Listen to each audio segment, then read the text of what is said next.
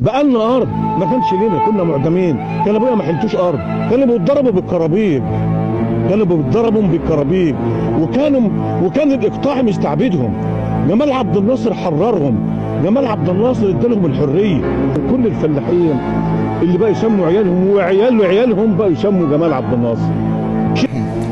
وكان مشكلتنا الاساسيه، مشكله اسرتي، هي انه يجيبوا مصاريف الجامعه، فيدوب دفعوها بشق الانفس الى ان دخلت الفصل الاول في سنه اولى. ايوه.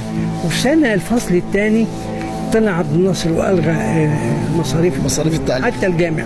وانا حاصل على الثانويه العامه، وبعدين لما رحت هناك عشان زي ما خلصت لا المصاريف هتبقى غاليه، فقال لي يا ابني المصاريف غاليه، ويشاء ربنا في هذا اليوم مساء نرجع من هناك مساء يصدر المرحوم الخالد جمال عبد الناصر قرار بمجانيه التعليم.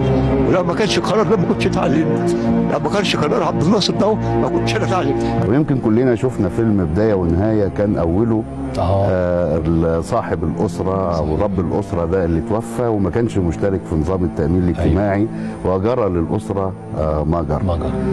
فالحقيقه الرئيس جمال عبد الناصر اصدر اول قانون للتامين الاجتماعي الزاميا، بحيث ان اي حد بيشتغل بيؤمن عليه بموجب القانون. حلو.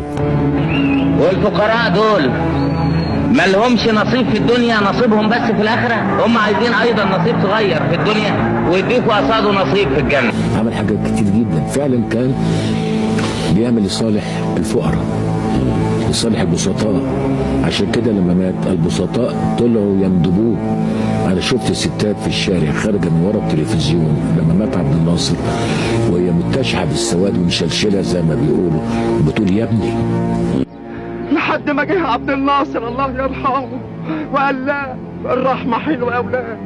لا يمكن باي حال من الاحوال ان يكون الغنى ارثا والفقر ارثا والنفوذ ارثا